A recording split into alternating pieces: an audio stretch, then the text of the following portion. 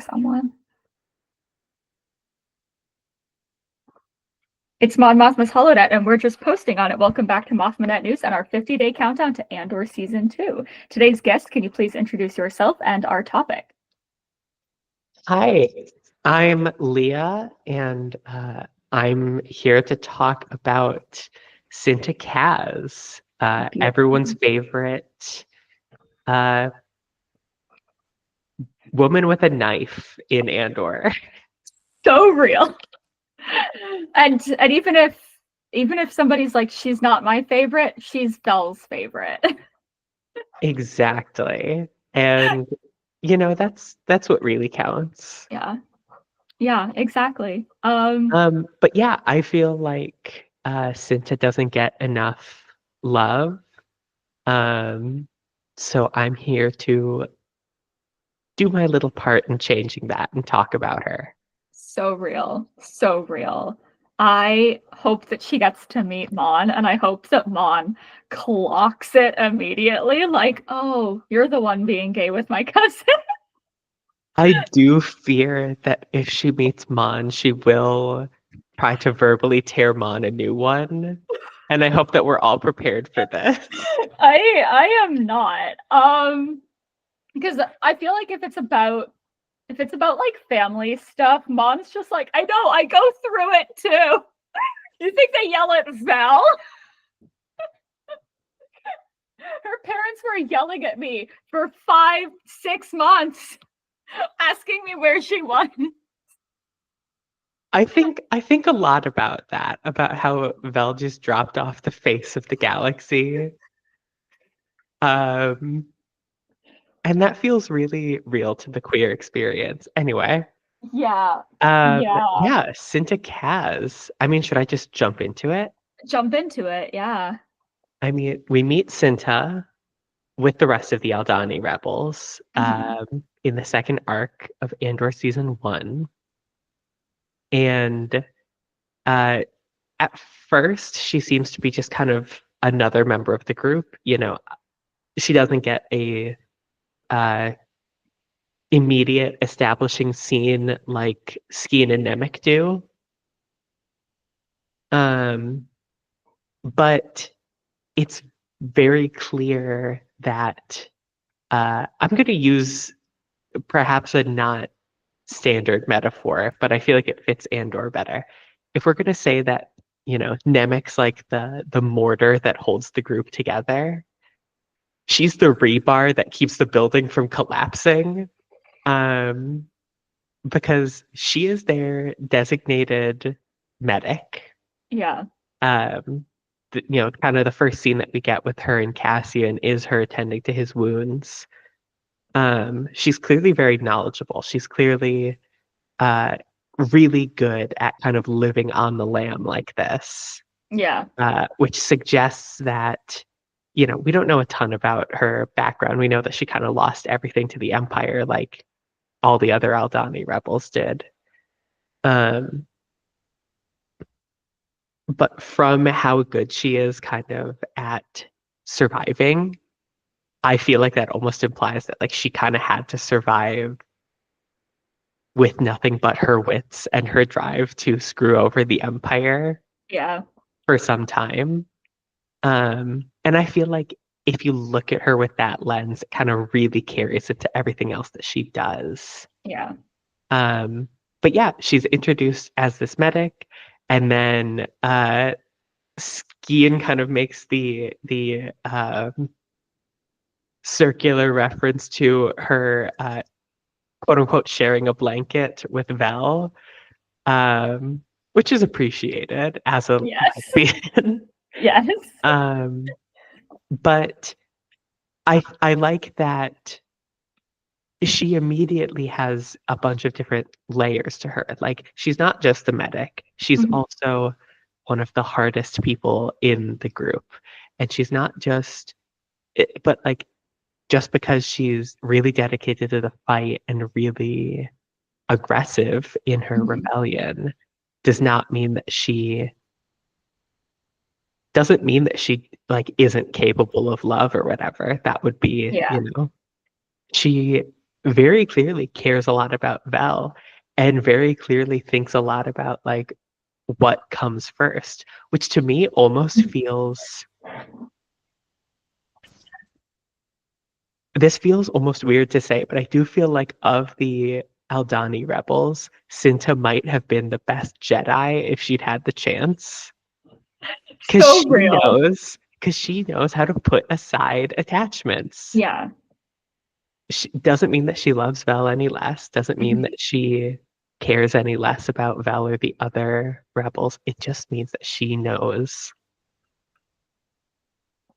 that the cause comes first Yeah. and we take what's left. Yeah. And it's very much like, hey, we'll have time for rest and relaxation once all of this is over. Because then Yeah, we don't need to live in fear of the Empire anymore. You know, she's very much, I think she's a character who has like a lot of hope for the future. And that right. hope for the future is what drives her. Because she wants to make it through, right? She Yes. wants to be able to have this like good life. She more than deserves it. She's been going through it. And yeah, so I completely agree that she would be the best Jedi of the group. And you can really see her dedication to the cause in Mhm. how she's always the one taking the riskier position in Yeah. things. She's the one who stays behind alone. She's the Mhm. only one, other than Terriman, but he has, or other than not Terriman. Terriman gets left behind, but in a different way, Yeah, because he uh, died. because he dies. Other than Gorn, because Gorn Yeah. has a whole cover story. She's the Yeah. only one who is alone with nothing but a blaster Yeah. to protect her. And that's a huge risk. She's the only one who gets left behind alive, which huge risk. Mhm. She's absolutely able to handle herself, but that doesn't mean that she wasn't taking a risky move with Yeah. that. She is. She's the one who uh, pushes everyone else, especially Val, but everyone else, Mhm. to do more, to do the best that they can to Yeah. keep fighting. Yeah. Um, and the way that she and Nemec approach pushing other people to fight is very different. Mhm. Um, Nemec tends to go towards, these high ideals for why you should fight, which is a great angle. I'm Yeah. not hating on that. That's a fantastic angle. She tends to go for much more almost utilitarian Mhm. arguments, um, which again makes it feel like she's in this to survive. Yeah. Um, Nemec's in it for the ideals. Cinta's in it for survival. Mhm. Um, and I like that these are two kind of different angles, but they're very aligned with each other. Yeah. Um, and I think that, she doesn't get as much time focused on in the actual Aldani heist as some of the Mhm. others, uh, partially because she stays behind, but also because she's just so competent at what she does that there's not a lot of drama in showing it, um, which I think is also good. I think she's very, very competent, which is Yeah. also important. I think,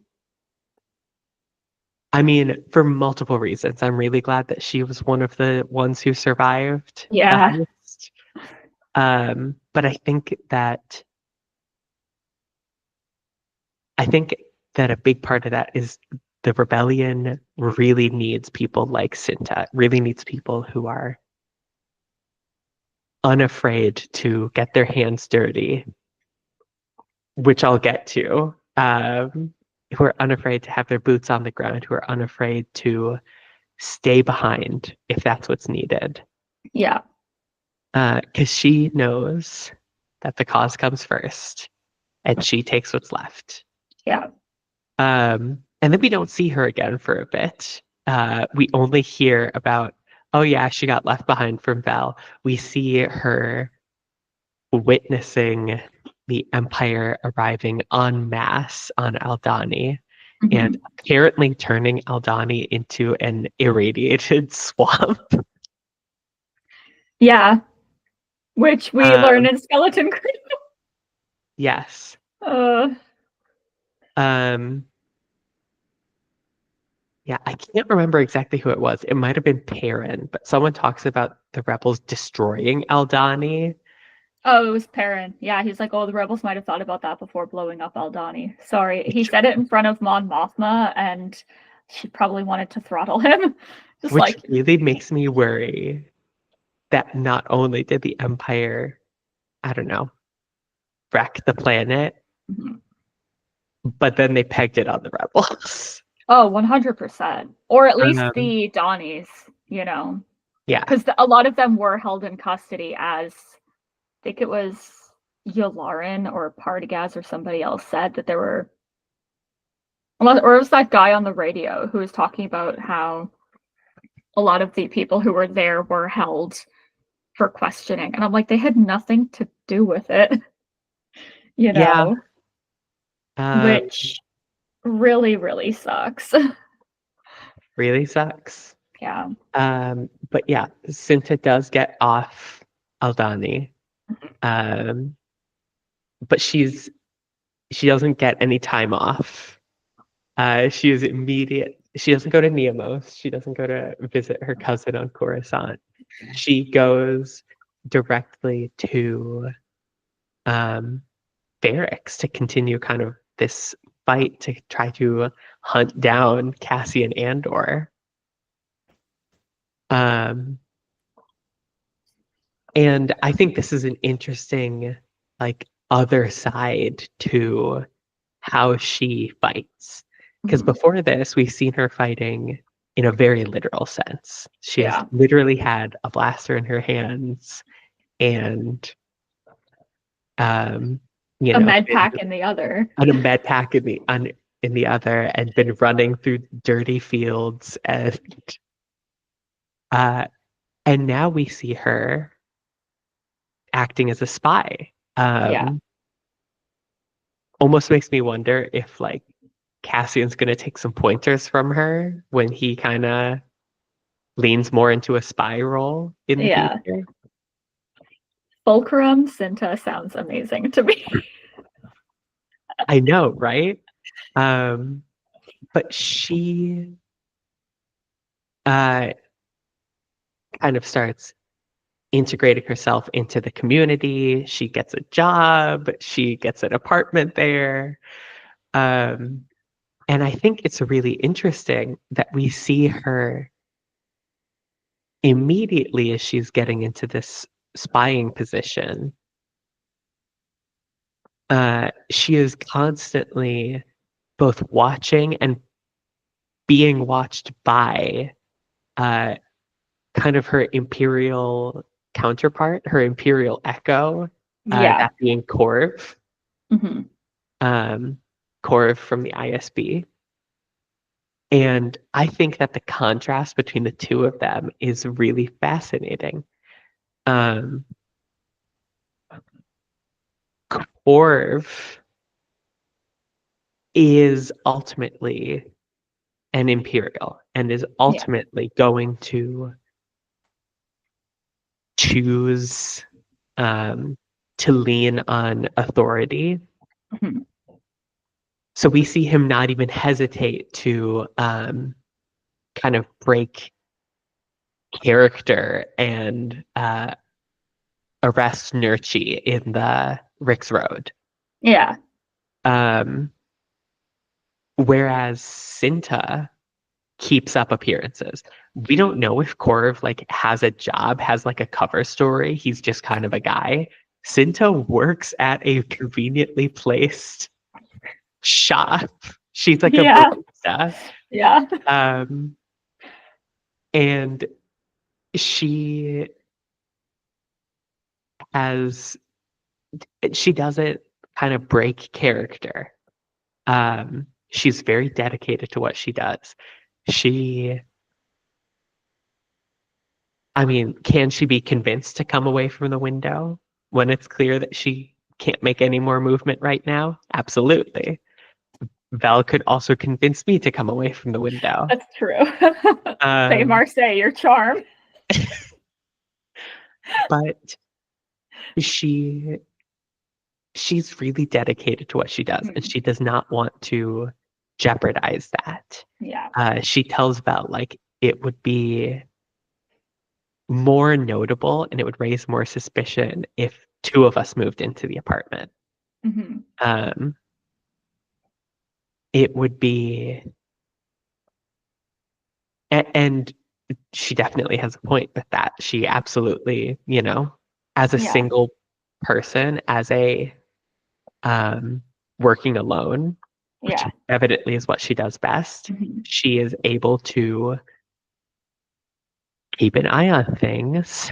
And while she could not have anticipated what was going to happen, she does kind of set the groundwork for Luthen and Vel's arrival, Yeah. um, and to kind of take out during that fight a very dangerous Imperial asset. Hmm. When people think of the weapons of the Empire, they're always going to think first of the Death Star. They're going to think of the Death Troopers or the Dark Troopers and Stormtroopers and Hmm. tanks and AT-ATs and everything else. And TIE fighters and Star Destroyers. But Korv represents a different kind of weapon, represents a Hmm. very ISB centered weapon where Yeah. um he's poking around. He's uh trying to convince you he's just like you. Yeah. Um and she knows how dangerous a lone spy can be, Hmm. being that she is one. Yeah. Uh, and so she takes him out without ever breaking her character, which I think is the coolest part.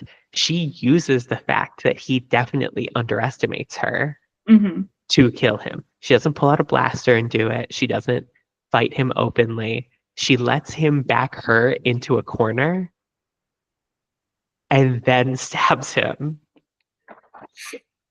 She uses every tool at her disposal, Hmm. even down to her smaller frame, Yeah. her sweet face, her Hmm. quiet voice, and weaponizes those. Hmm. She's like a master of her craft, and Yeah. I think that's really, really, really cool to see. And it's kind of in my mind, like an intentional, like a variation on the classic seductress spy archetype, Hmm. where instead of her being like a seducer of men in terms of their carnal appetites, Yeah. she's like seducing men into thinking that she is not a threat. Hmm. Um, she is very good at presenting herself as unthreatening, when Hmm. really she's probably the most dangerous person in a given room. Yeah. Yeah. Um, and I think that's super cool. I think um, it's a very unique uh, way to make a character. Yeah. I think that's like she's a good example of how you can make a strong female character who is still distinctly feminine, still Yeah. distinctly leaning on these kind of cultural preconceptions of Yeah. what a woman is expected to behave like, what a woman is expected to do. But she does not, she uses that to its strong side. Whereas often when you see things that are feminine, things that are these cultural norms for women, they are presented as weak, they are presented as lesser. She shows that they can be the equal or the better of Yeah. masculinity and maleness and whatever. Yeah. And I think that's super cool. I think she's a really important character. She is. I think she's always fun to watch. I am Yeah. 100% locked in every scene that she's in. Um, and I'm so excited that we're going to get to see her again in season 2. Yes. I feel like it's very underrated. The type of job that she had while she was like undercover as a spy. Because speaking as a former barista who now works in an establishment that has a bar, uh, if you ever have to spy within a community, barista or bartender, those are the jobs you should get Barista, because bartender, waitress. people will tell you things, not think like knowing that you're going to potentially hear them, but not thinking that you're going to listen to them. Right. And that gives you an upper hand. Like this, like waitresses and bartenders, baristas, especially the first two that I listed, waitresses and bartenders, especially men, they will tell you anything. They will basically reveal to you how many girlfriends they have on the side and then still bring their wife into the same establishment. And Like, more so than that, when you're ever in a position of, I'm going to intentionally use a very strong term here. When you're yeah, a woman in a present or a woman or a feminine presenting person yeah, in a position of servility to a man yes. or to anyone, frankly, Hmm. they're going to not consider you a person and they're going Hmm. to just talk around you as if you don't exist. Yeah, And you're going to hear all of it. yeah, And for her being a spy, that is the most powerful weapon that she has, is that people are going to underestimate her. yeah. Um, I think that is, she is a very interesting contrast in that way to Dedra Miro, Hmm. where Miro, her being a woman is almost entirely presented as a hindrance to her Hmm. career, Yeah, whereas Cinta's femininity is used as her greatest strength. yeah, And I think it's very, very cool that the one where femininity is a strength is the right side, is the correct yeah. side of the fight. Yeah, I think we should all be very grateful that Cinta is on the side of the rebellion Oh, because absolutely. Beth and I talked about how scary Dead Ramiro is, and we're like, Oh, she's terrifying. if only you were on the right side, you would be like, you'd still be terrifying, but we'd relish in that. Whereas, like with Cinta, we can relish in how scary she is because we're like, hey, we're on the same side. You terrify me, but we benefit from you terrifying Right. with And how badass you freaking are. and I also love that she is probably one of the most incorruptible characters. Yeah. Um, like I think she's right up there with Saw Gerrera in terms of how dedicated she is to being in this fight. If Luthen Yeah. abandoned her, if she was left high and dry with no contacts, she would still find a way to ruin the Empire's day. And Yeah. um, I have nothing but respect for that. Yeah. She is so dedicated to the fight. Um, I hope we get to see her win more. in season 2. Yes. Please, please. Tony, I'm begging. Yeah. And I've been trying not to talk about her relationship with Vel too much just because I don't want her character to be defined by her relationship to a white woman. Yeah. No hate to Vel, love Vel. I just think that she should be able to stand on her own. I think she absolutely does. But I do want to shout out that she is one half of the first kind of very fleshed out queer couples in live action Star Wars. Yeah. I mean, shout out to Roby Tyson, Larma Dacey. Yeah. They're great, fantastic. They were not fleshed out in the movies. No. Give them a book. You know, they're both fine characters. They're Yeah. not fleshed out like they could be. Cinta and Vel both feel like fleshed out characters in their own rights. Yeah. And the way that their relationship ties into that is also Yeah. super cool. And also, they're gay, and that's super cool.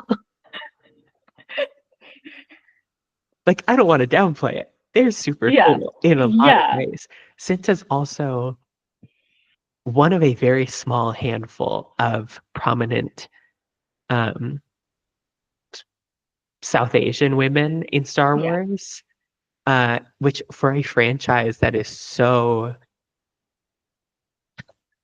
so many things derived from South Asian culture or South Asian religion is super huge. I think that that's important. Yeah. And I think it's also important that she's a human, because we have a lot of South Asian based non-human species, which we're not going to get into. That would be a very long topic of discussion. But point being, I think it's important that she gets to be a woman of color with specifically darker shade of skin. Yeah. Who is portrayed as simultaneously very feminine, very strong, very dedicated, and very caring. Like she is ultimately a medic. She is ultimately a lover. She just is also a fighter out of necessity. She is also a fighter because that is what she needs to be. Yeah. She has layers, and I love her for that. Like, a big part of being a medic is that you have to have the stomach and the strength to deal with so much, right? And she embodies that so well. Like, you don't see like a military medic and be like, oh, like, you know, you're not as tough as a regular soldier. Like, fuck. I mean, you deal with people who have like limbs hanging half off, you know. You've seen shit. You know the cost of war incredibly intimately. You know the human cost. And that is so important because it's something that the rebellion is supposed to care about, because that separates them from the Empire, who's just like, yeah, sure, it's fine that our starfighters don't have shields. We can replace the pilots very easily. The Empire doesn't care about the human cost. They will blow up a planet of 2 billion people for the political opinions of maybe 3. Like, you know, so having her is important. Yeah. I think one of the primary rebel characters in the show being a medic, I feel is really indicative of that whole feeling. Not to get into characters other than Cinta too much, but it makes me think of how frankly, the massacre on Rick's Road, the only Imperials who you see getting dragged out of the line of fire are the commanding officers. So many of the Ferric citizens who fall get pulled out of the way by Yeah. other people. And I think, yeah, I think that that's one of the core differences between Yeah. the sides in this fight. One of them cares about people, and Cinta cares about people. Yeah. Um, like she cares about the cause. She will do Hmm. nothing to, you know, to not push her cause forward. Yeah. But she still wants to make sure that like Vel understands like it's not because of her. It's Yeah. not, the cause just has to come first. Hmm. I don't know. She's such a layered character, and I'm Yeah. so happy that we got that from a side character in the Yeah. story. I want to see Mhm. more of her. I want to see more of her layers in Yeah. the next season. Yeah. And obviously she's not Andor, she's not Mon Mothma, she's not one of the main characters. Yeah. But I do think she's part of the like rebel framework that Mhm. will shape Cassian into the man that we see throughout Rogue One. Yeah. I do wonder if they're going to put those two on another mission together. Because I do think that Cassian and Cinta would be a very strong duo for an Hmm. infiltration type thing. Yeah. Yeah.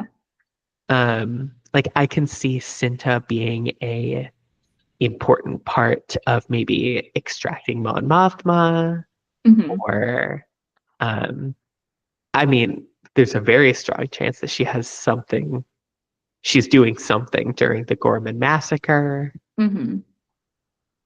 She'll have things to do. She'll be very busy for the Oh, next few she's years. she's gonna be busy.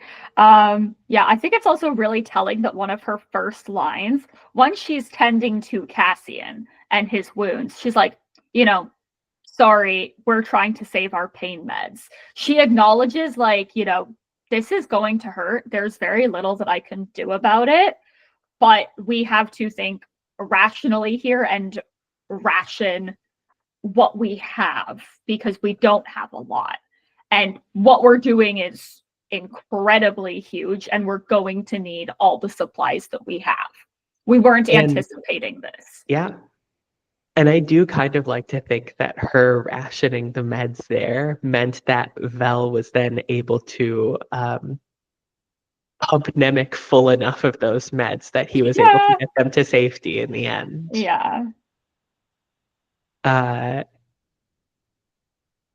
she is an integral part of the Aldani team. Hmm. She is an integral part of the rebellion. I'm so excited to see how it goes with as the rebellion grows, as the rebellion becomes more connected, what Yeah. role she'll take in that. Will she end up on Yavin 4? Will she end up somewhere else? Hmm. Um, Selfishly, I hope that she does not end up with the partisans because then she could have been on Jeddah, and I don't want that to happen. Yeah. I want her to see the end of the war. I want her to see the sunrise. Yeah. She she very much deserves it. She deserves to live in a post-imperial landscape with Vel on a vacation on a little beach somewhere, sipping martinis or mojitos or whatever those are in a Star Wars capacity. She deserves a vacation. Anything but squigs. Anything but I feel like she would hate that. Oh, I feel like I do want her to meet Mon Mothma only because I want her to be like, okay, you know what, Val, I was wrong about you being like the height of raised in money and Yeah. all that. But also Perrin. I want her to meet Perrin because Perrin will piss his pants if he meets a woman as scary as Vel. Oh, Cinta, right? Because he's already like, oh, like, Vel, you should try to find a husband. Vel's just like, this is my girlfriend, Cinta, just stone face, and he's like, I'm running away now. This And then is we why I never want see him Cinta. again. This is why I want Cinta to be on the Mon Mothma extraction mission. Yeah. Anyway, I'm just so excited for whatever story comes her way. I think she does have a chance of surviving the war I hope so. because she does seem to have that hope. She does seem to have that hope that, like, there will be a chance for her and Vel. There will be a chance for her to not be in the fight. Yeah. Luthen is so dead set on this being all that he has left, this being his last act. Cinta does not seem to have that same kind of doom-driven vibe. She seems a lot more driven by the hope that she will be one of the ones to see that sunrise. Yeah. And I, for one, think that rebellions are built on hope. So yes. And we've lost enough characters that wanted to see it all through to the end, see, you know, their freedom. We lose Jin, we lose Cassian, we lose Bodhi, we lose the entirety of everyone that was on Scarif fighting. We lose Nemec. We lose Nemec. Airman. We lose Goran. You know, like, we've lost so many people that were in this fight, that wanted to fight for this better world. And isn't it about damn time that, you know,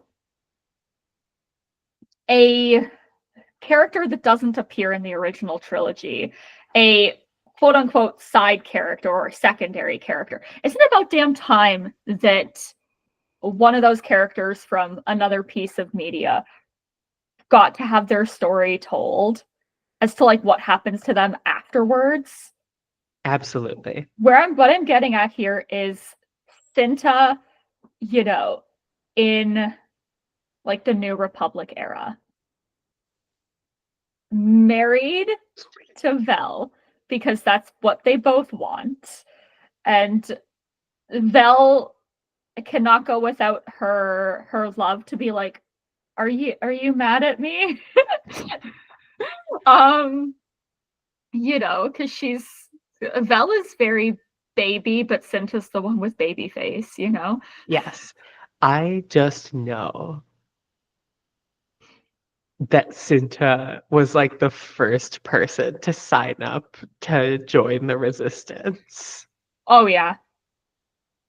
Cinta saw the oncoming resurgence of galactic fascism and was like, well, oh shit, guess I gotta dust off the old blaster. Here we go again. Yeah. Actually, can I go back to her killing Korv? Go ahead. Let's talk about it. Korv deserved it. She took to the literal extreme Mon Mothma's I show you the stone in my hand so you don't notice the knife behind my back. Yes. She made it clear that she was following him, that she was trying to threaten him, so that he would think, oh, well, she's unarmed, she's smaller than me, I can, you know, threaten her back, I can beat her. Yeah. So he was so distracted by thinking he could win that he didn't notice she already had a knife. I had to do the Mon Mothma tie-in. I had to do the Mon Mothma. I know who I'm talking to. Yeah. Vel's like, I show you that I'm trying to follow you and be a threat, and then you're going to miss the knife in your gut. Mon would be proud. Mon is proud. That is her cousin-in-law. I just think Lita finding I out just about think lesbianism is going to be a trip, though.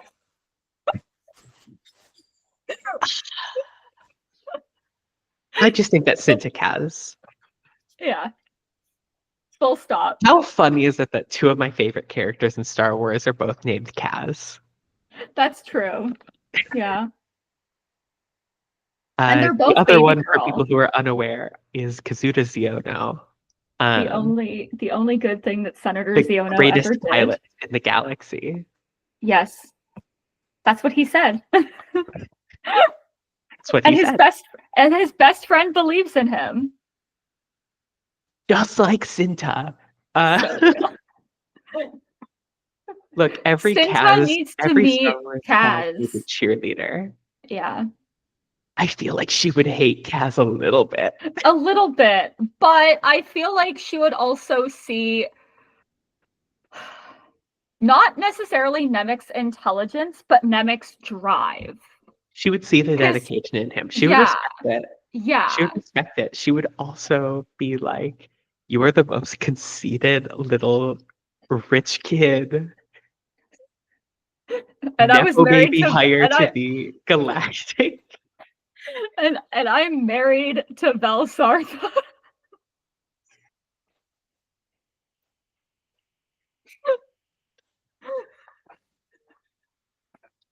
Who is the cousin of the Chancellor. I fantastic. The thing is, I know that she isn't necessarily that person to pull those kinds of strings, but I feel like, upon marrying Vel, because that's going to happen, it has to, they deserve it. The second somebody tries to get Cinta in trouble, it's going to be like, do you know who I am? I'm the cousin of the Chancellor. And Mon's going to be like, Cinta, what did you do this time? It's just like, I just stabbed a guy who was wearing an Imperial uniform. And Mon's like, okay, all right. Look, Don't wear an Imperial uniform. I just know that there was no way that Cinta stuck around the galactic capitals after the formation of the New Republic, because there is no way that there would not have been a string of dead centrists. Yeah. Yeah, it would have been bad. The cover-ups Mon would have had to do. Oh. She literally has to get one of her aides to print off a thing for Cinta that's just a permit that says, I do what I want. Not the Parks and Rec permit. Mon did it under threat of Cinta's knife. Also, Cinta just kind of like stared at her for 3 seconds, and Mon's like, okay, fine. I have other scary people to deal with. I'm just so excited for more Cinta. Oh. I think she might be my favorite Andor original character, honestly. So real. She just is so. Look, I have been on the record saying that, like, I don't think we've had too many kind of redeemed, reformed Imperials. I think that, like, some of the best characters in the rebellion were formerly with the Empire. Mon Mothma, technically. Yeah. Leia Organa, technically. Yeah. Bail Organa, technically. Wedge Antilles, Erica Quell. Crix Maydeen, Jan Dodonna. Nath Tenzent. Yeah. But point is, Thane Kyrell. I also think that it is so important that we also see the characters who lost everything to the Empire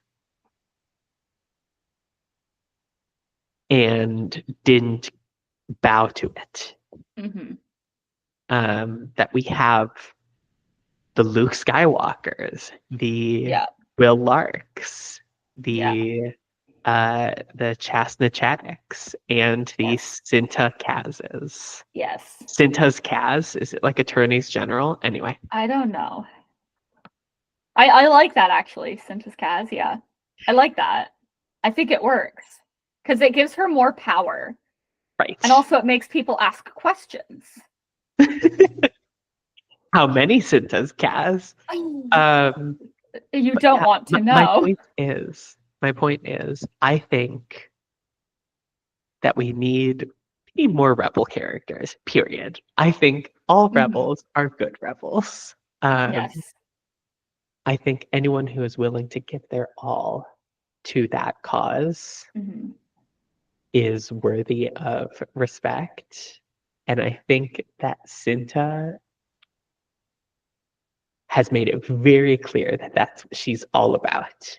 Yes. And yeah, I think that's kind of the last thing I have to say on her, unless there's something I've forgotten. Tony, she better fucking survive season 2.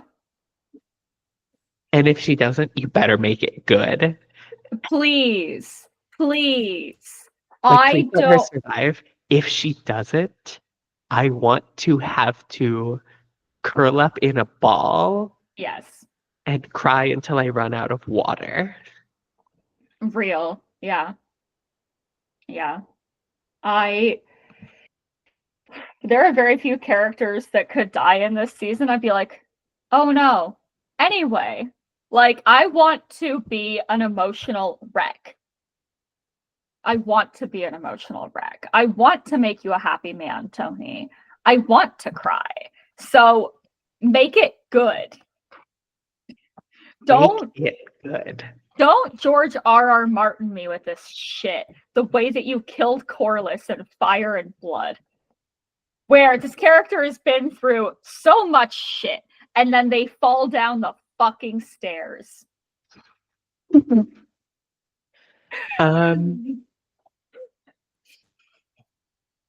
Yeah. Don't push Cinta down the stairs. Yeah, please That's don't. a good thesis statement.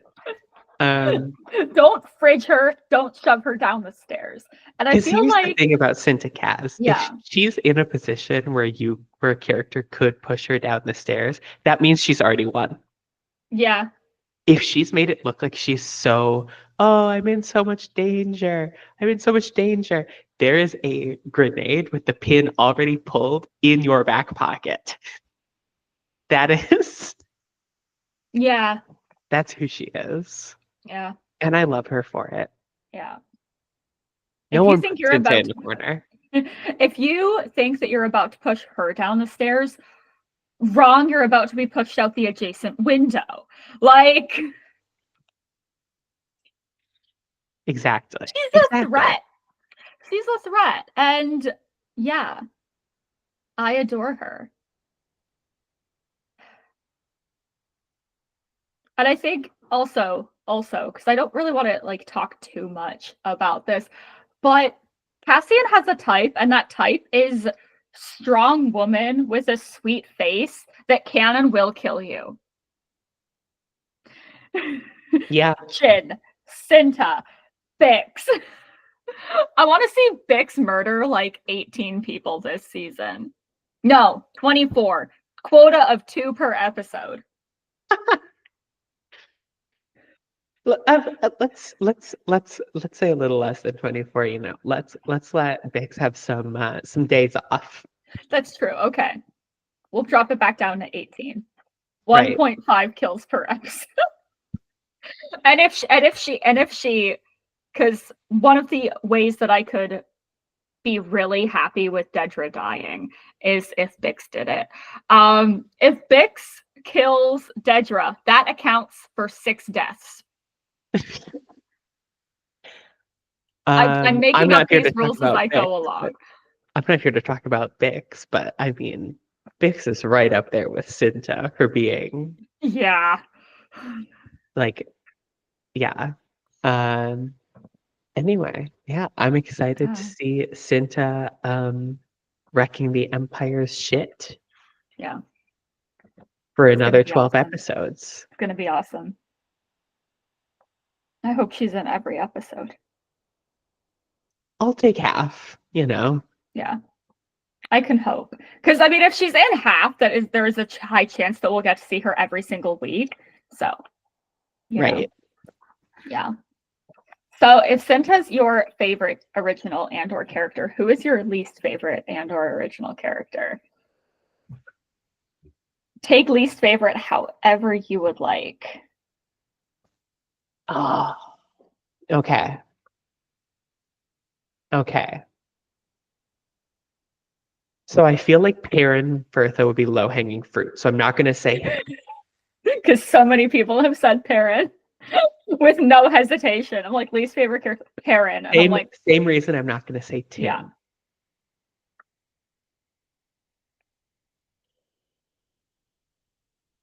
Oh, this is hard. Mm-hmm. Picking a favorite is easy. Picking a least favorite is oftentimes harder. Self-proclaimed Imperial Prefect Tigo. That man has an ego the size of a planet. Yeah. He was like, he is not a high-ranking officer by any means. He was given a modicum of authority, and he was like, I need a cape and a Capitol building, and I need an entire legion of soldiers at my beck and call. I hate that man. I hate him so much. Oh. And he kicked B. Yeah, he kicked B and threw his coat, threw a coat thing over him. How dare you? How dare you treat our baby like this? Can I be so honest about something? I totally expected when the cape was thrown over B for him to be like one of those parrots who falls asleep the second you put them in the dark.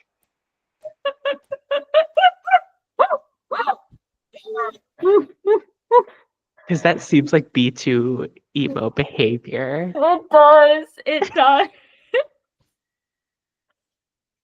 Just the bird that falls asleep, just Brasso standing there like,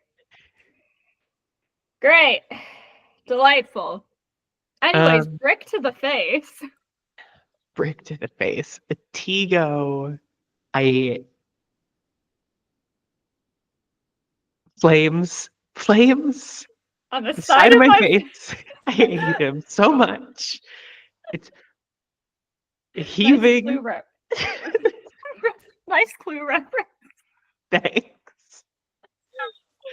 I saw that movie way too much as a child. Same. Shout out to my sister who animated that whole scene as a project for her animation class. So real. Yeah. So that's my least favorite Andor character. Yeah, is, so real. Tigo. Oh, that little bitch. Also, I'm sorry. He is directly the reason that Wilmon Pack is now referred to as Pipe Bomb Boy when people forget his name. Because Wilmon he Pack. I love him. And I feel like he ends up with Saw, with that bit in the trailer, because it looks like the back of Wilmon's head. But Tigo is the one who's like, I'd like to hang Salmon Pack, or what's left of him. I'm like, I will kill you. I want you dead. I hate you. Yeah. Oh, I hate him so much. The faces Dedra makes at him too. She's like, I mean, okay. Even other Imperials think he's a piece freaked of shit. out by him. Blevin and Dedra agree on one thing, and that's Tigo's fucking weird. Like, Blevin gets Ferrex taken away from him, and he's like, oh, good. Now so Dedra will have to not my problem anymore. Now Dedra has to deal with him. Good fucking riddance.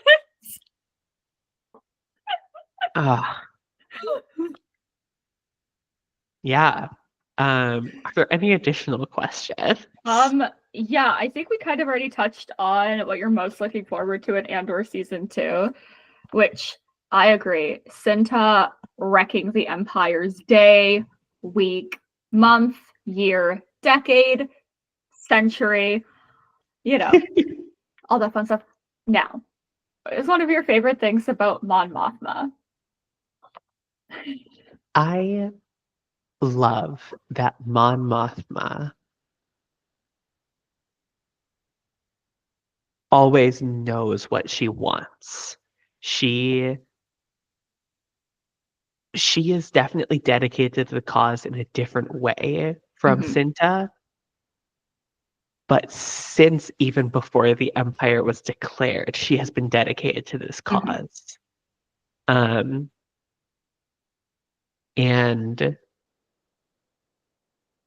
she I really respect that even in the face of, as far as she knows, for a while, working alone, she does not hesitate. She knows what she has to do, and she keeps doing it because she knows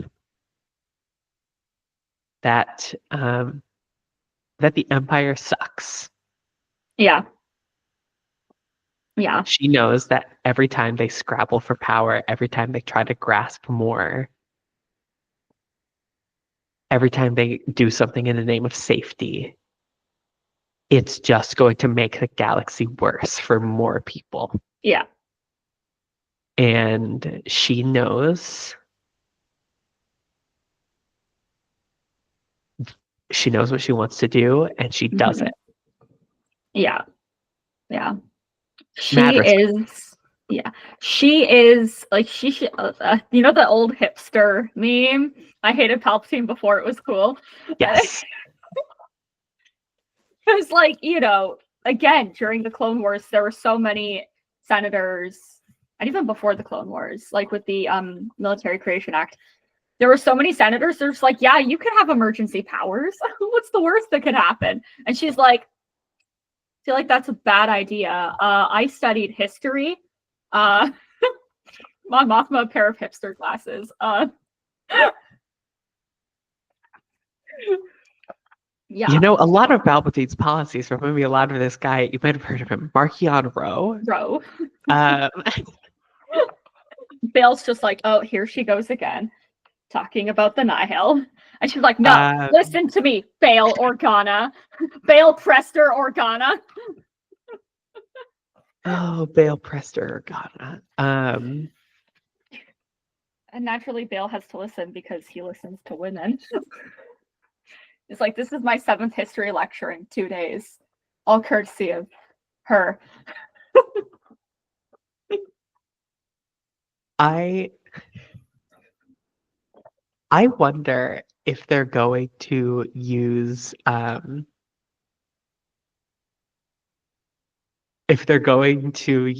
Mon Mothma adultery allegations in Andor season 2, because that would be so.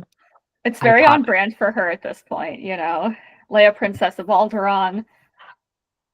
We see it coming. We see the building blocks in season 1, and we know exactly who she's gonna be like. We're having an affair. Because I do think she could not have picked a better person than Tay Kolma to be her like accomplice in this, because everyone's just gonna be like, oh, she's just cheating on her husband. I mean, the ISB, they can very much see this state of her marriage. Cloris hears about it on a daily basis, and he's regretting all of the life choices that led to him being a spy. And so, it's just, and also, just, it's so perfect because the way that Tay looks at her and listens to her, naturally, the misogynistic men of the ISB will be like, of course he's only listening to her because he's getting some. Like, no one else can listen to this woman, not even her husband. Like, not her husband, perfect. Not her daughter.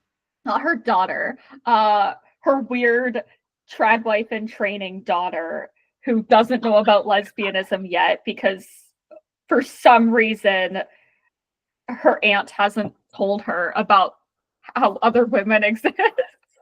The fact that even Perrin is like, this is weird. This is weird. He's like, this is odd to me as well.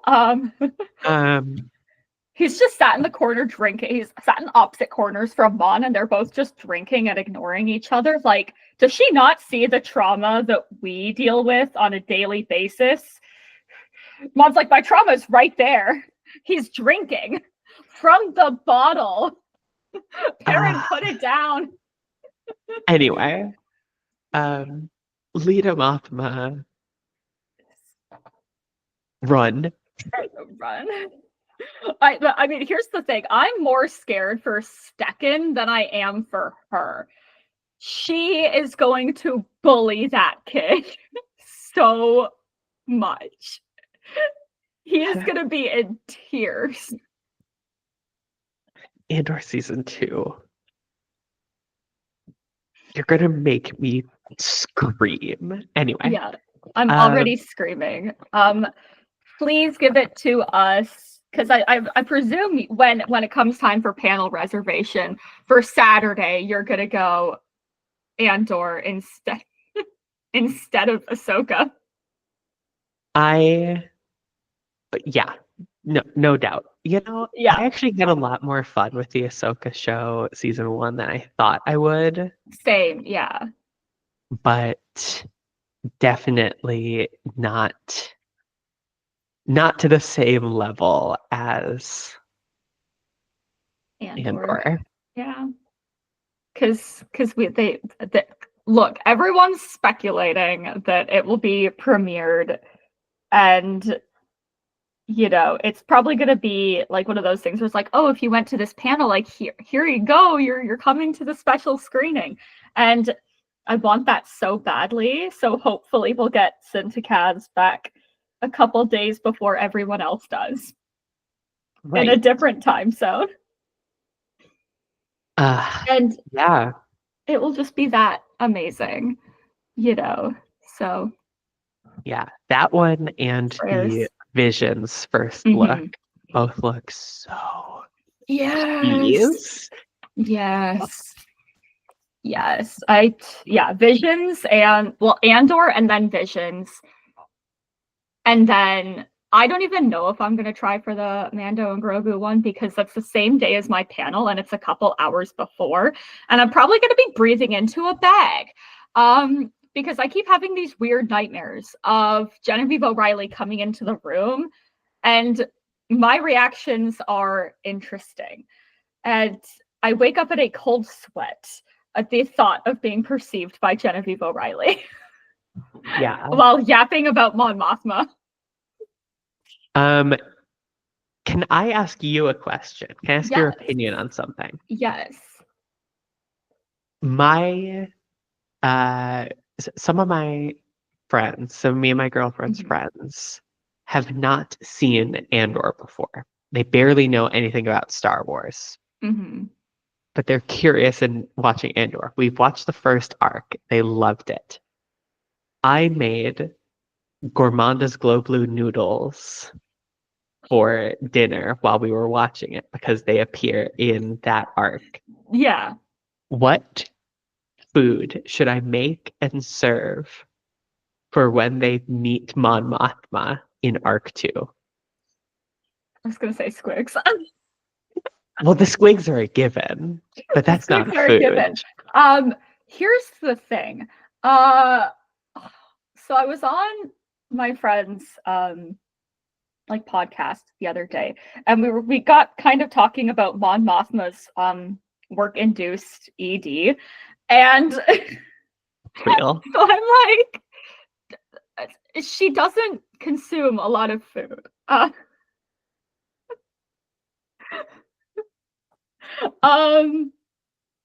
That's fair. Yeah. But what should be eaten around her? Yeah. What should be eaten in her presence? Perrin sometimes eats eggs. I don't know. I'll workshop it. Yeah. If I come up with something, I will let you know. Thank you. I don't associate food with Mon Mothma very easily. Alcohol off the bat. I'm like squigs without the actual squigs.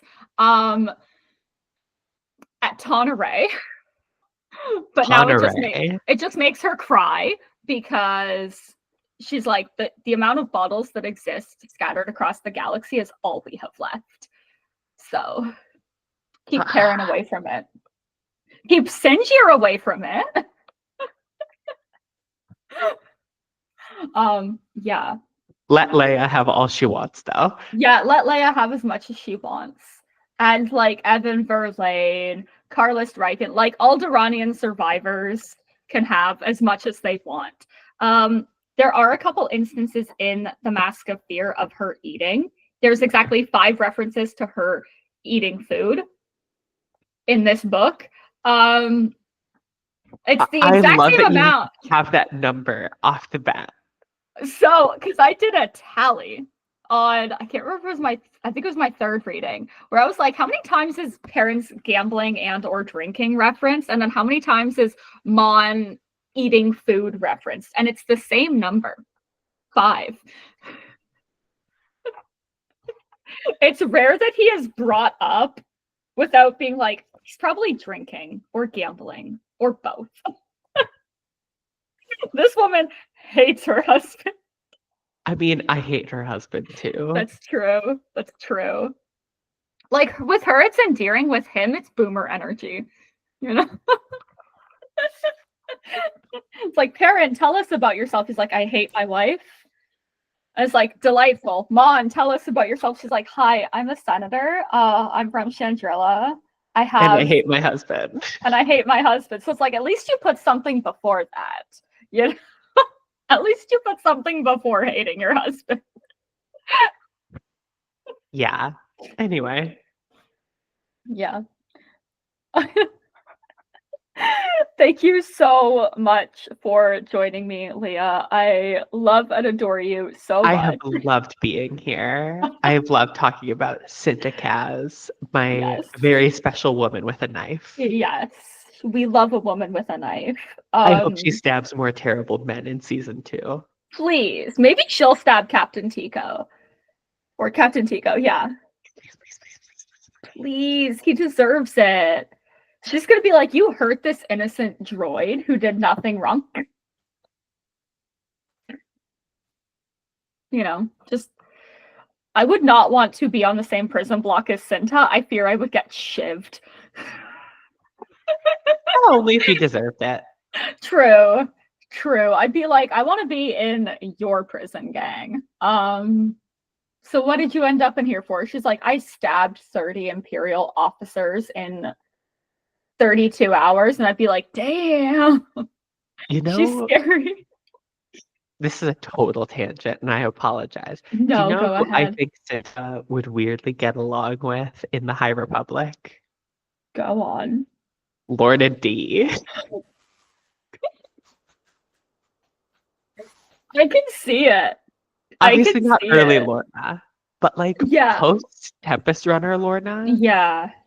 Especially Phase 3 Lorna, because I really love Phase 3 Lorna. Which has been very interesting for my partner. Because he was like in the beginning, he was like, I don't hate Lorna. I think she's fascinating. He listened to Tempest Runner and he was like, oh, okay. So she's very complex. And then, like, at the end of Phase 1, he was just like, I don't know exactly how I feel about her. Meanwhile, I'm like, I am a changed person. I love Lorna D. And he's like, what? She's got layers. She's got layers. Is everyone like Shrek? Is like an onion like Shrek? I mean, she makes you cry. Yes. No. Look, things Lorna and Cinta have in common.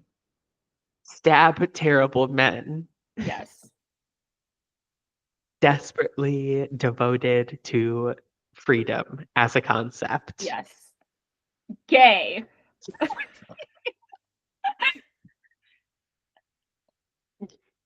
Yeah, I can see them getting along. Yeah.